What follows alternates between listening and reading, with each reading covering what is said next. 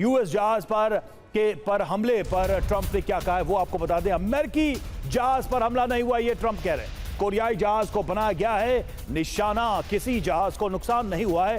Trump का दावा, Iran के साथ छोटी बोट्स को मार गिराया। और हॉर्मुज के दक्षिण कोरियाई जहाज पर हमला हुआ है। हमले पर दक्षिण कोरिया के विदेश मंत्री ने दावा किया है हॉर्मुज में दक्षिण कोरिया से जुड़े जहाज पर अटैक हुआ है। धमाके के बाद जहाज में आग लग गई। जहाज पर 24 क्रू मेंबर्स मौजूद थे। और ट्रंप ने ईरान को नई धमकी दी है, यूएस जहाज पर हमला बर्दाश्त नहीं होगा। यूएस जहाज पर अटैक किया तो धरती से मिटा देंगे, ये ट्रंप धमकी दे रहे हैं।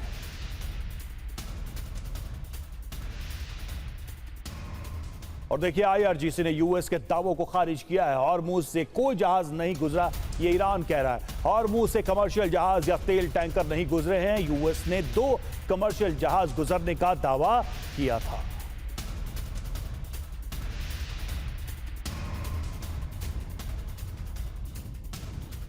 तो देखिए, हॉर्मुज पर यह महायुद्ध, ये तकरार अभी बरकरार है। ईरान और अमेरिका के बीच ये टकराव हॉर्मुज में चल रहा है। क्या क्या दावे किए गए हैं ये देख लीजिए। अमेरिकी जहाज पर हमला किया गया, ये ईरान ने दावा किया है। अमेरिका इस पे क्या कह रहा है कि अमेरिकी जहाज पर हमला नहीं हुआ है।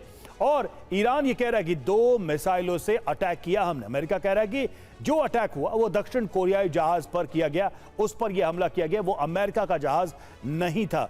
और ईरान ने दावा किया कि चेतावनी के बाद भी यह जहाज नहीं रुका, इसलिए हमने ये हमला किया। अमेरिका कह रहा है कि 7 ईरानी बोट्स को हमने मार गिराया है जो हमले की कोशिश कर रहे थे, उन पर हमने अटैक किया है। चेतावनी क्या दी गई है ईरान की तरफ से, हॉर्मुज में किसी जहाज को नहीं जाने देंगे। और ट्रंप धमकी दे रहे हैं कि अमेरिकी शिप पर हमला बर्दाश्त नहीं है, अगर ऐसा किया गया तो हम ईरान को मिटा देंगे। चेतावनी ईरान की, हॉर्मुज पार करने से पहले अनुमति जरूरी। अमेरिका की धमकी, हमला हुआ तो धरती से हम ईरान को मिटा देंगे। तो इस तरह से दोनों एक दूसरे को धमकी देते हुए, और इधर दक्षिण लेबनान में इजराइल का बड़ा हमला हुआ है।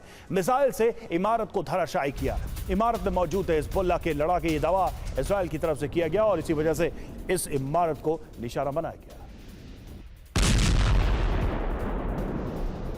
तो दक्षिणी लेबनान में आईडीएफ का बड़ा ऑपरेशन, हिजबुल्लाह की सुरंग पर भीषण बमबारी की है। आईडीएफ के हमले में हिजबुल्लाह की सुरंग तबाह हो गई। हिजबुल्लाह की टनल में गोला बारूद होने का दावा किया।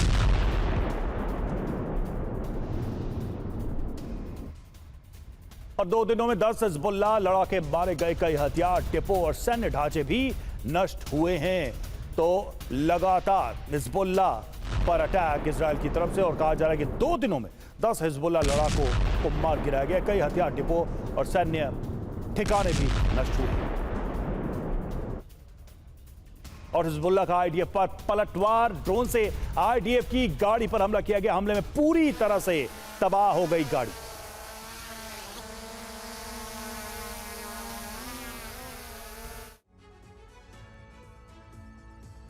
और क्या इजराइल की सेना अब लेबनान में बड़े इलाके पर कब्जा करने की मंशा से हमला कर रही है? सीज फायर की बात के बीच भी हमले जारी हैं। और अब सवाल उठ रहा है कि क्या यह सिर्फ ऑपरेशन है या कब्जे की शुरुआत है? सबसे बड़ा संकेत इजराइल के विदेश मंत्री गिदोन सार के बयान से मिला, जिसमें पूरे लेबनान पर कब्जे की बात कही गई है। इजरायली सेना के प्रवक्ता अविचाय अदरई का कहना है कि पहले उन्हें पता नहीं था कि यह धार्मिक स्थल है, लेकिन जैसे ही पहचान हुई आगे नुकसान रोक दिया गया। हालांकि उन्होंने यह भी कहा कि इसी परिसर से ही हिजबुल्लाह ने इजराइल पर रॉकेट दागे थे। माउंट रिहान, बसालिया और जेजीन के कस्बे अल सरीरा पर ताजा हमले हुए हैं। अल समाइया इलाके में एक मस्जिद के पास भी बमबारी की खबर। इसके अलावा अदीशीत और यहमोर अल शकीफ जैसे इलाकों पर लगातार एयर स्ट्राइक और तोपों से हमले जारी। हिजबुल्लाह ने भी जवाबी हमला किया है। दावा है कि हिजबुल्लाह ने तायर जिले के अल बयादा इलाके में इजरायली सैनिकों और सैन्य वाहनों पर रॉकेट हमला किया। हिजबुल्लाह के मुताबिक इस हमले में इजरायल के सैनिकों को बड़ा नुकसान हुआ है।